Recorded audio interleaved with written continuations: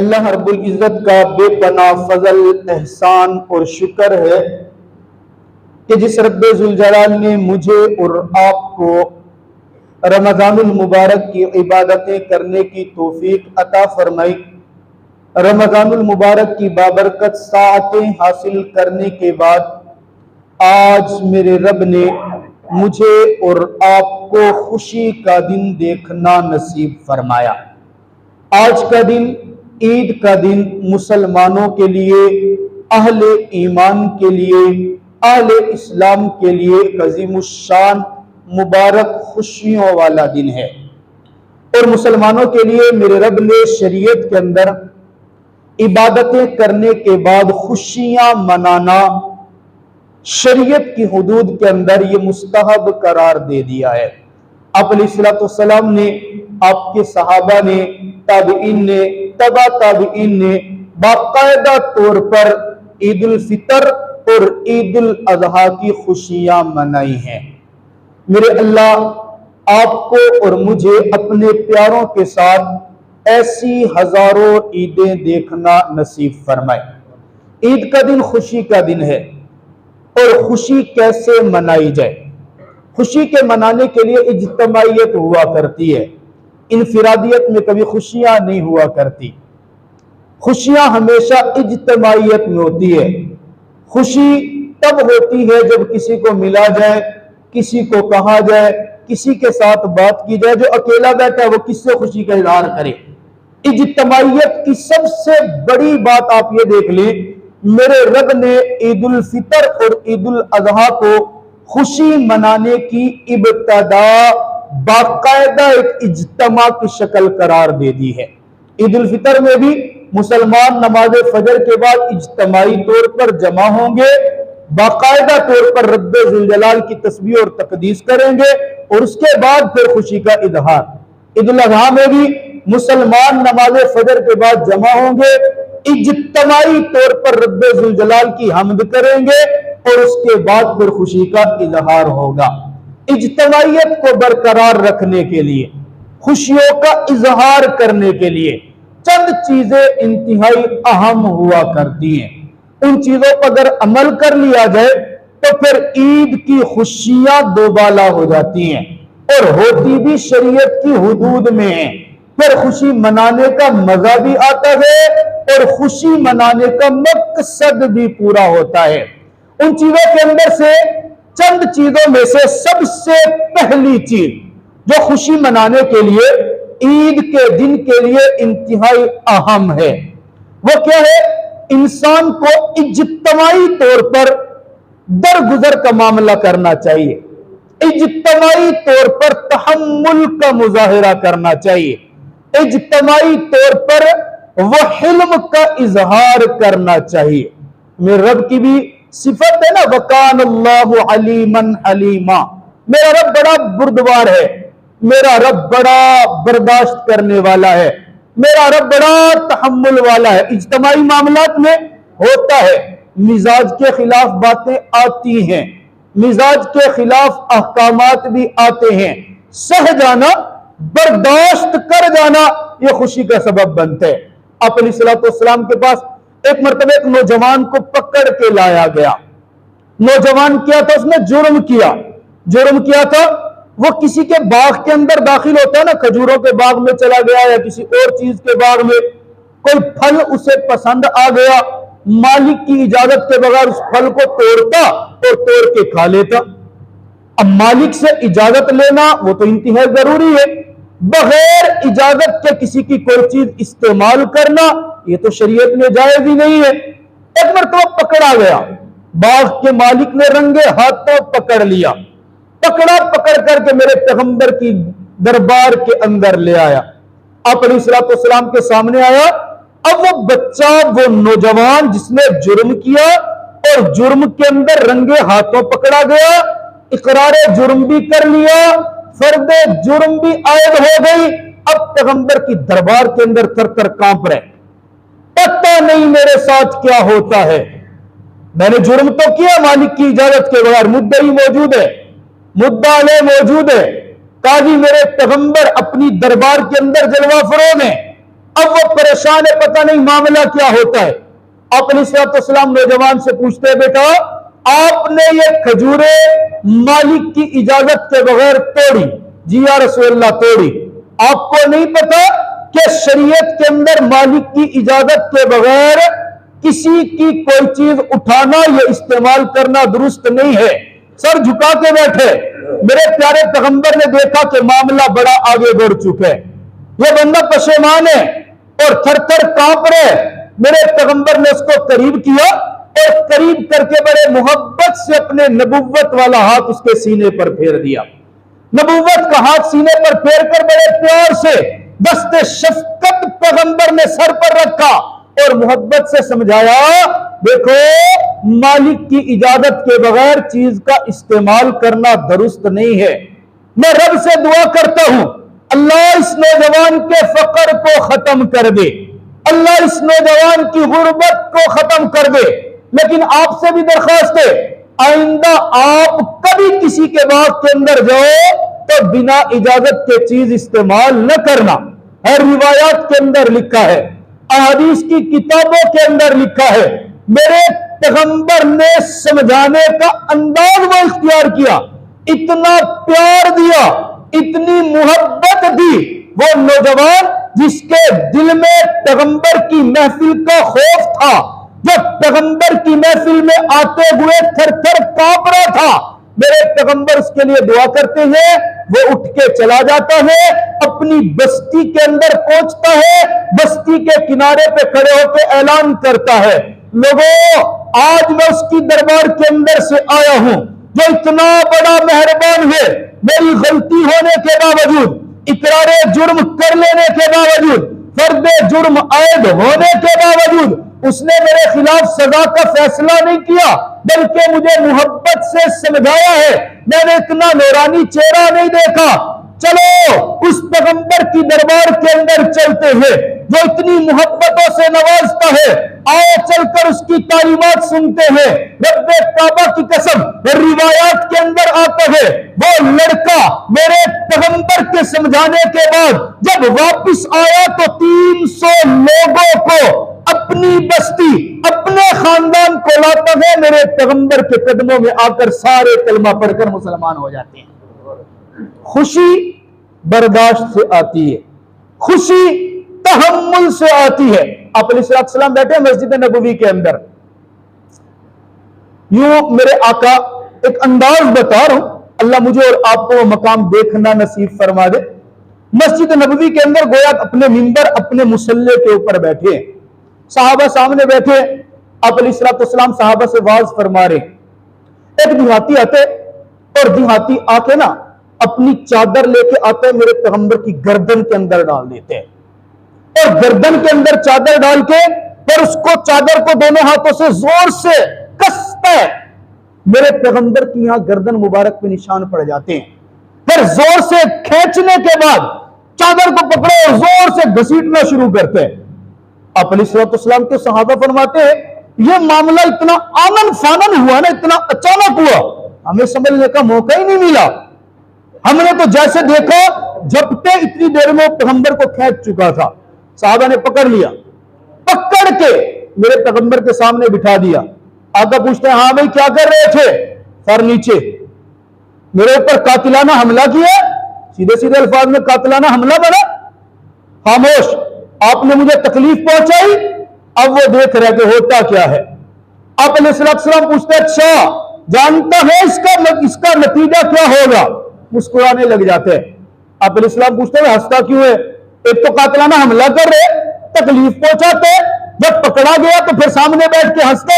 کہا میں نے سنا ہے آپ کبھی اپنی ذات کو دکھ دینے والوں سے بدلے نہیں لیا کرتے۔ آپ پوچھ رہے ہیں اس کا نتیجہ کیا ہوگا؟ میں نتیجہ جانتا ہوں۔ میرے پیغمبر مسکرا کے کہتے اچھا تو نے یہ سنا ہے تو جا میں محمد تجھے رب کی رضا کے لیے معاف کرتا ہوں۔ پیغمبر چاہتے تو بدلہ لے سکتے تھے، میں نے کہا خوشی کا اظہار برداشتہ سے ہوا کرتے، وقتی طور پہ برداشت کیا میرا رب بعد میں خوشی دیتے۔ بس میرے پیغمبر نے جیسے معافی کا اعلان کیا فوراً میرے پیغمبر کے قدموں میں گرا، کلمہ پڑھ کر مسلمان ہو گئے۔ یہ عید پہ ہم نے خوشی کیسے کرنی ہے؟ عید کی خوشیوں میں سے ایک معاملہ یہ ہے اپنے اندر برداشت پیدا کرنی ہے، اپنے اندر ٹھہراؤ پیدا کرنے، اپنے اندر علم والی بات پیدا کرنی ہے۔ اور دوسری بات، عید کا پیغام ہمیں دیتا ہے، عید ہمیں بتاتی ہے خوشیاں کرو لیکن ساتھ ساتھ اپنے من کو صاف کرو، اپنے اندر کو حسد سے، کینے سے، بغض سے صاف کر کے رکھو۔ جب آپ اپنا اندر صاف کر لیں گے نا، پھر یقین جانے خوشیاں ہی خوشیاں ہیں۔ یہ کیسی عید ہوئی کہ ایک دوسرے سے گلے کو ملیں گے، یہ کیسی عید ہوئی کہ ایک دوسرے کو مبارکباد کو پیش کریں گے، لیکن یہ صاف ہی نہیں ہوگا، دل کے اندر ہوگا تو صبر تو کر، عید تو گزر جائے، تیرا حال میں دیکھو کرتا کیوں، وہ تو روزے تھے میں نے کچھ نہیں کہا۔ یہ عید نہیں ہے، عید نام اس چیز کا بشاشت کا اظہار ہو، معافیوں کی بات ہو، بشاشت کے معاملات ہو۔ آپ علیہ السلام بیٹھے ہیں نا، اپنے صحابہ سے فرماتے ہیں یہ اندر کے صاف ہونے پہ میرا رب ثمرات کیا مرتب کرتا ہے۔ آپ علیہ السلام بیٹھے ہیں ایک مرتبہ اپنے صحابہ کے ساتھ، آپ نے دیکھا اپنے صحابہ کو مخاطب کر کے فرمایا اے میرے صحابہ بھی دیکھنا مسجد کے اندر ایک بندہ داخل ہوگا جو چاہتا ہے نا جنتی نوجوان کی زیارت کرنا، وہ ابھی دیکھے مسجد کے اندر ایک نوجوان داخل ہوگا، وہ اس نوجوان کے چہرے کی زیارت کر لے، میرے رب نے اس کو جنتی قرار دے دیا ہے۔ صحابہ سارے دیکھنے لگے دروازے کی طرف، کون ہوگا؟ دیکھے تو صحیح اس کی ناک کیسی ہے، دیکھے تو صحیح اس کے کان کیسے ہیں، دیکھو تو صحیح اس کا چہرہ کیسا ہے، جنتی ہوتا کیسا ہے۔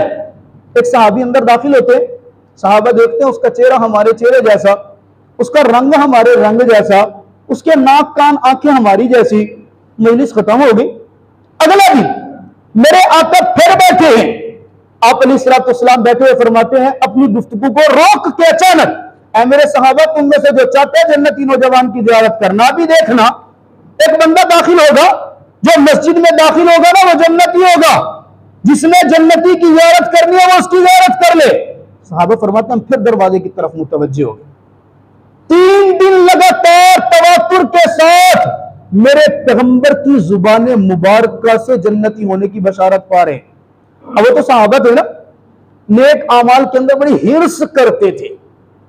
ہماری ہرس مال کمانے میں ہوتی ہے، ہماری ہرس ایک دوسرے کو گرانے میں ہوتی ہے، معذرت کے ساتھ ہماری ہرس ایک دوسرے کو نیچا دکھانے میں ہوتی ہے، ہماری ہرس جناب والا دنیا کے معاملات میں، لیکن وہ دین کے معاملات میں آگے بڑھنے کی کوشش۔ ایک صحابی اٹھتے ہیں، تیاری کرتے ہیں، میں نے جانا ہے، میں جا کے دیکھوں تو صحیح ہے کون سا نیک عمل کرتا ہے جس کی وجہ سے میرا پیغمبر اس کو جنتی ہونے کی بشارت دے رہے۔ اور پھر ان کو یقین تھا کہ میرے پیغمبر کی زبان سے جو بات نکل گئی، اب آسمان تو ٹوٹ سکتے، یہ زمین تو پھٹ سکتی ہے، ستارے بے نور ہو سکتے، چاند سورج بے نور کر دیے جا سکتے، لیکن جو بات میرے پیغمبر کی زبان سے نکلی یہ کبھی جھوٹی نہیں ہو سکتی۔ ایک صحابی اٹھتے ہیں، پیچھے پیچھے چل پڑتے ہیں۔ وہ صحابی اپنے گھر میں گئے، ایک محلہ کراس کیا، دوسرا محلہ، وہ اپنے گھر میں چلے گئے۔ یہ صحابی ان کے پیچھے پیچھے گئے، یہ ان کو جانتے نہیں ہیں، وہ ان کو نہیں جانتا۔ بلا دور تھا، مہمانوں کی بڑی قدر ہوتی تھی۔ مہمان آج کا دور نہیں تھا کہ آج تو مہمان گھر میں آ جائیں ایک دوسرے کی طرف دیکھ کے کہتے ہیں مکھی آ گئی۔ وہ جانتے تھے مہمان کی قدر کا، وہ جانتے تھے مہمان کا اکرام کرنا ایمان کی علامتوں میں سے ہے۔ جا کے دروازے پہ دستک دیتے ہیں، اندر سے سوال ہوتا ہے من دقل بابا، دروازہ کون کھڑکا ہے؟ میں مہمان ہوں، آپ کے محلے میں نیا ہوں، اجنبی ہوں، آج کی رات میں آپ کے گھر میں گزارنا چاہتا ہوں، آؤ جی۔ دروازے کھول دیے۔ اب وہ بندہ جو میزبان ہے جس کے گھر کے اندر گیا، وہ معمول کے مطابق ان کو بٹھاتا ہے، کھانا کھلاتا ہے، چارپائی دیتا ہے تاکہ یہ آرام کر لے، اور وہ آتا ہے جناب گھر کے کام کاج سے فارغ ہو کے چارپائی کے اوپر تھوڑی دیر کے لیے سر جھکا کے بیٹھتا ہے، اور اس کے بعد بستر سیدھا کرتا ہے اور لمبا سو جاتا ہے۔ اب جب سو گیا، صبح تہجد کا وقت ہوتا ہے، اٹھتا ہے، وضو کرتا ہے، تہجد کی نماز پڑھتا ہے، نماز فجر کے لیے پیغمبر کے پیچھے چل پڑتا ہے۔ یہ مہمان اس کو ساری رات دیکھ رہا ہے جاگ کے، جب صبح تہجد پڑھ کے مسجد کے اندر جاتے ہیں اس کو پکڑ لیتے ہیں، اے نوجوان میں تیرے گھر کے اندر مہمان بن کے آیا، سچی بات ہے مجھے مہمان بننے کی ضرورت نہیں تھی، میں آپ کے گھر کے اندر آیا صرف ایک بات دیکھنے کے لیے، بتائیں بات کیا ہے؟ کہا جی میں نے آج سے 3 دن پہلے لگاتار لسان نبوت سے، زبان نبوت سے آپ کے لیے جنتی ہونے کی بشارت سنی ہے۔ میں دیکھنا یہ چاہتا تھا کہ آپ اپنے گھر میں کون سا نیک عمل کرتے ہیں تاکہ میں بھی وہ نیک عمل کر لوں اور اس نیک عمل کو کر کے میں بھی جنت میں جانے والا بن جاؤں۔ کہا اچھا تو نے کیا محسوس کیا؟ کہا کچھ بھی نہیں، ساری رات آپ نے معمول کے مطابق رات گزاری ہے، کوئی خاص عمل، کوئی خاص تلاوت، کوئی خاص نوافل، کوئی خاص اذکار تو نہیں کیے، پھر آپ کو میرے پیغمبر نے جنتی ہونے کی بشارت کیسے دی؟ وہ میزبان کہتا ہے بات دراصل یہ ہے، میری زندگی کا اور کوئی بڑا عمل تو نہیں ہے، ہاں ایک عمل ہے، عمل یہ جب میں رات کو سوتا ہوں تو میں تھوڑی دیر کے لیے اپنے دل کے اندر غور کرتا ہوں اور یہ سوچتا ہوں اللہ آج کے دن میرے دل کے اندر کسی مسلمان کا حسد، کینہ اور بغض تو نہیں ہے، آج کے دن میرے دل میں کسی مسلمان کی نفرت تو نہیں ہے، آج کے دن مجھے کسی مسلمان نے تکلیف تو نہیں دی، اگر کسی نے مجھے تکلیف دی ہوتی ہے تو میں رب کی رضا کے لیے اس کو معاف کر کے سویا کرتا ہوں۔ بس یہ ایک عمل ہے، میں اپنے سینے کو مسلمان کے کینے سے پاک رکھتا ہوں، میں اپنے سینے کو مسلمان کے بغض سے پاک رکھتا ہوں، میں اپنے سینے کو مسلمان کی نفرت سے پاک رکھتا ہوں، بس اس کی وجہ سے میرا رب اپنے پیغمبر کی زبان سے میرے لیے جنتی ہونے کی بشارت جاری کروا دیتے ہیں۔ تو اس لیے میرے دوستو چھوٹا سا عمل نہیں ہے اپنے سینے کو مسلمان کے حسد سے، کینے سے، بغض سے پاک رکھنا۔ آج خوشی کا دن ہے، آج کا دن محبتوں کا دن ہے، ارادہ کر لیں اللہ مجھے کسی مسلمان نے تکلیف پہنچائی ہے تو میں اس کو رب کی رضا کے لیے معاف کرتا ہوں۔ ارادہ تو کر لیں یار، ارادہ کرتے سارے یا نہیں کرتے؟ آج کے دن، عید کا دن، اپنے اندر سے حسد، کینہ، بغض، نفرت نکال دیں۔ یہ نہ ہو، بات وہی ہے ہم عید کی نماز پڑھ کے گلے تو مل رہے ہوں، عید مبارک تو زبان سے کہہ رہے ہوں لیکن دل کے اندر نفرت ہو، ہم عید مبارک خوشی کا اظہار تو کر رہے ہوں لیکن دل کے اندر ہم نے کچھ نہ کچھ چھپایا ہوا ہے، یہ اسلام کی تعلیم نہیں ہے۔ میں عرض کر رہا ہوں خوشی کے معاملات کیا ہے؟ خوشی کے معاملات میں ہم نے اپنے اندر بردباری پیدا کرنی ہے، معاف کرتے جانا ہے، میرا رب انعام دیتا چلا جائے گا۔ خوشی کے معاملات کیا ہے؟ عید کا دن ہمیں پیغام دیتے اپنے دل کے اندر سے ہم نے نفرت، کینہ، بغض اور حسد کو نکال باہر پھینکنا ہے۔ جب ہم یہ نکال باہر کریں گے، در گزر کے اعلان کرتے جائیں گے تو میرا رب جناب والا ہمارے لیے انعامات کا اعلان کرتا چلا جائے گا۔ یہ عید الفطر عبادات کے بعد ہمیں ملتی ہے، یہ عید الفطر اور روزوں کی مشقتوں کے بعد ملتی ہے، یہ عید الفطر نماز تراویح کا انعام کے بعد ملتی ہے۔ یہ ہمارا حق بنتا ہے ہم خوشی کا اظہار کریں، اور خوشی کے اظہار کے ساتھ ساتھ عید کا ایک عام پیغام یہ بھی ہوتا ہے اپنے اندر احساس پیدا کریں۔ توجہ میری طرف رکھنا، احساس، جس کے اندر احساس نہیں نہ پیدا ہوا، رمضان کا بنیادی مقصد اور پھر عید کے دن کا بنیادی مقصد اپنے اندر احساس کا پیدا کرنا ہے۔ احساس پیدا ہو گیا، سمجھو اللہ تیرا شکر ہے مجھے عید کا اور رمضان کا مقصد حاصل ہو گیا۔ احساس نہیں نہ پیدا ہوا تو پھر مقصد حاصل نہیں ہوا۔ احساس کے لیے واقعہ سناتا ہوں آپ کو۔ آپ علیہ السلام عید کی نماز پڑھنے کے لیے جا رہے ہیں، بلکہ پڑھانے کے لیے جا رہے ہیں۔ میرے پیغمبر کو راستے کے اندر ایک بچہ نظر آتا ہے۔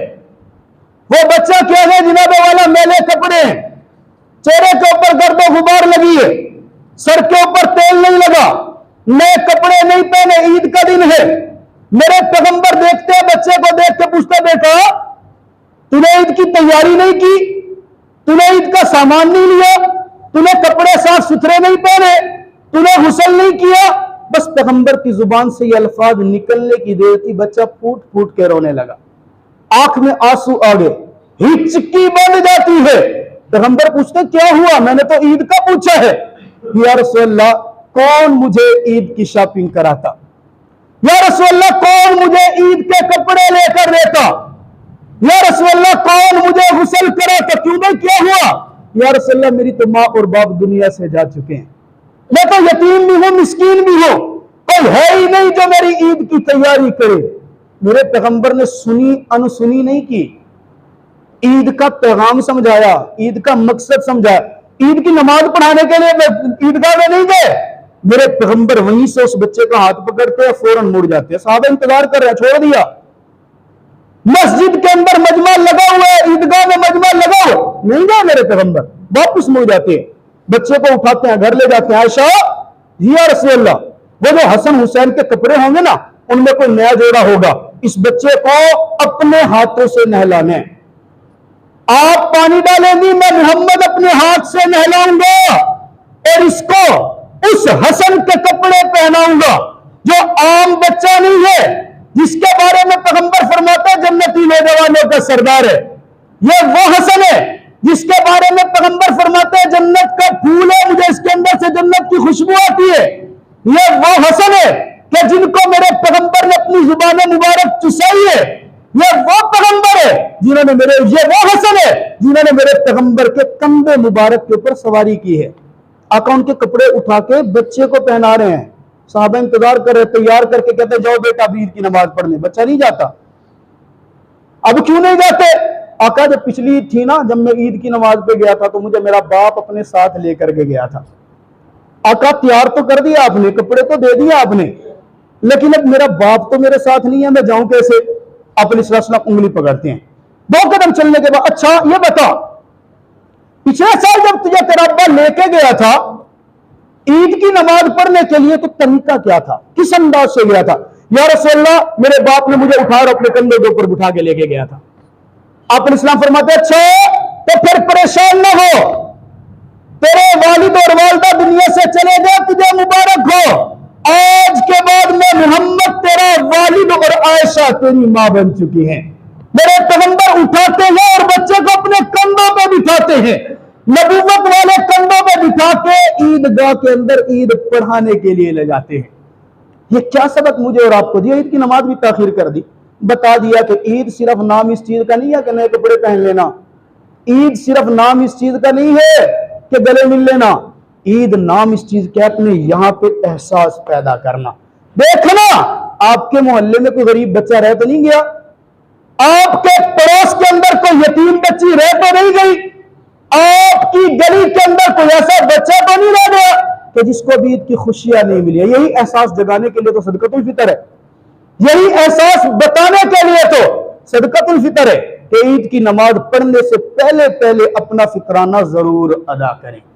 جو نہیں نہ ادا کر سکا تو ایسا نہیں ہے کہ عید گزرنے کے بعد وہ گیا سو گیا، نہ ادا پھر بھی کرنا پڑے گا۔ البتہ ادا پہلے کرتا تو ثواب بھی ملتا، اجر بھی ملتا۔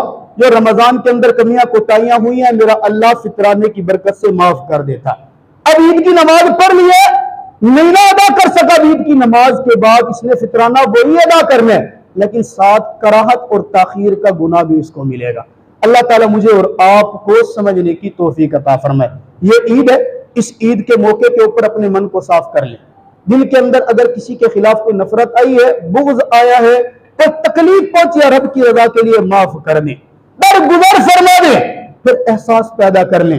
بس یہ باتیں اگر ہو گئی نا تو سمجھ لیں آج ہماری عید ہو چکی ہے۔ میں بھی آپ کا امام ہوں، ایک امام جب نماز پڑھا رہا ہوتا ہے وہ ایک اکیلا ہوتا ہے، اس کے پیچھے نماز پڑھنے والے 100 بندے ہوتے ہیں، ان کے 100 کے ذہن ہوتے ہیں اور 100 کی توقعات ہوتی ہیں۔ ایک اکیلا 100 کی توقعات پہ بیچارہ پورا نہیں اتر سکتا، 50 پہ پورا اتر گیا، 50 کے خلاف ہو گیا۔ جن کی توقعات پہ پورا نہیں اترا وہ سوچ رہے ہوتے ہیں امام کو ایویں نہیں کرنا چاہیے، ایویں کرنا چاہیے۔ اگر کبھی میری وجہ سے کسی کو تکلیف پہنچی ہو، میں بڑے مجمع میں عید کے دن کی مناسبت سے آپ حضرات سے معذرت چاہتا ہوں، آپ رب کی رضا کے لیے مجھے معاف فرما دیں۔ معاف فرماتے ہیں جی؟ انہاں مطلب ہے میں غلطیاں کیتیاں، ہاں بہرحال آپس میں بھی اللہ تعالیٰ آپ کو جزائے خیر عطا فرمائے، آپس میں بھی درگزر کا معاملہ فرمائے تو عید کا احساس ہمارے دلوں میں پیدا ہوگا۔ آخری منٹ ہے، میں آپ کو عید کی نماز کا طریقہ سمجھا دیتا ہوں، پھر انشاءاللہ عید کی نماز پڑھتے ہیں۔ عید کی نماز کے طریقے کے اندر کبھی ایسا بھی ہوتا ہے، پڑھانے والا بھی انسان ہوتا ہے، کوئی غلطی ہو جاتی ہے، اگر غلطی ہو گئی تو پیچھے شور نہ مچایا جائے، کیونکہ عید کی نماز واحد ایسی نماز ہے جس میں نہ تو تکبیر ہوتی ہے اور نہ ہی اس کے اندر غلطی ہونے کے بعد سجدہ سہو ہوتا ہے، نہ اس میں سجدہ سہو ہوتا ہے نہ اس کا اعادہ ہوتا ہے، بس جو ہو گیا سو ہو گیا۔ یہ عید کی نماز، ہم اس کی نیت کریں گے 2 رکعت نماز عید الفطر، 7 واجب 6 زائد تکبیروں کے، منہ طرف کعبہ شریف کے، پیچھے اس امام کے، اللہ اکبر۔ آپ یہ الفاظ نہیں نا اگر دہرا سکتے، یہ پوری ڈیفینیشن اگر آپ کو پوری تھیوری یاد نہیں ہوتی، آپ نیت کر لیں یا اللہ 2 رکعت پڑھ رہا ہوں، عید کی پڑھ رہا ہوں اور میرے 7 واجب جو 6 زائد تکبیر ہے وہ ادا کرنی ہے، بس نیت دل میں ارادہ کر لیں، کافی ہے اتنا بھی۔ امام صاحب کریں گے اللہ اکبر، ہم سب اللہ اکبر کہہ کے ہاتھ باندھ لیں گے، ہاتھ باندھ کے سب امام بھی مقتدی بھی ثنا پڑھیں گے، ثنا سبحانک اللہم و بحمدک و تبارک اسمک۔ ثنا پڑھنے کے فوراً بعد امام صاحب 3 تکبیریں کہیں گے، پہلی تکبیر اللہ اکبر کہیں گے، ہاتھ چھوڑ دیں گے، دوسری تکبیر اللہ اکبر کہیں گے، ہاتھ چھوڑ دیں گے، تیسری تکبیر اللہ اکبر کہیں گے اور ہاتھ باندھ لیں گے، تیسری پہ ہاتھ چھوڑنے نہیں ہے۔ اب امام صاحب سورہ فاتحہ پڑھیں گے، اس کے بعد سورت ملائیں گے اور پوری 1 رکعت عام نماز کی طرح ہوگی۔ جب ہم سجدہ کر کے دوسری رکعت کے لیے کھڑے ہوں گے، اب دوسری رکعت کے اندر امام صاحب پہلے سورہ فاتحہ پڑھیں گے، پھر اس کے ساتھ سورت ملائیں گے۔ اب سورت ملانے کے بعد اب 3 زائد تکبیریں کریں گے، پہلی تکبیر اللہ اکبر، ہاتھ چھوڑیں گے، دوسری تکبیر اللہ اکبر، ہاتھ چھوڑیں گے، تیسری تکبیر اللہ اکبر، اب بھی ہاتھ چھوڑ دیں گے۔ فرق کیا ہوا؟ پہلی رکعت میں تیسری تکبیر کے بعد ہم نے ہاتھ باندھے تھے، دوسری رکعت میں تیسری تکبیر کے بعد ہاتھ چھوڑے ہوئے، ہاتھ بالکل نیچے ہیں۔ اب امام صاحب چوتھی مرتبہ کہیں گے اللہ اکبر، اب سب اللہ اکبر کہتے ہوئے رکوع کے اندر چلے جائیں گے۔ یوں ہم دوسری رکعت عام نماز کی طرح مکمل کریں گے۔ نماز کے فوراً بعد امام صاحب کھڑے ہوں گے، 2 خطبے پڑھیں گے، ہم سب مل کے ان خطبوں کو سنیں گے۔ یہ خطبہ سننا واجب ہے، اس کو ہم توجہ کے ساتھ سنیں گے، اس کے بعد اجتماعی دعا ہوگی، انشاءاللہ پھر نماز ہماری ختم ہو جائے گی۔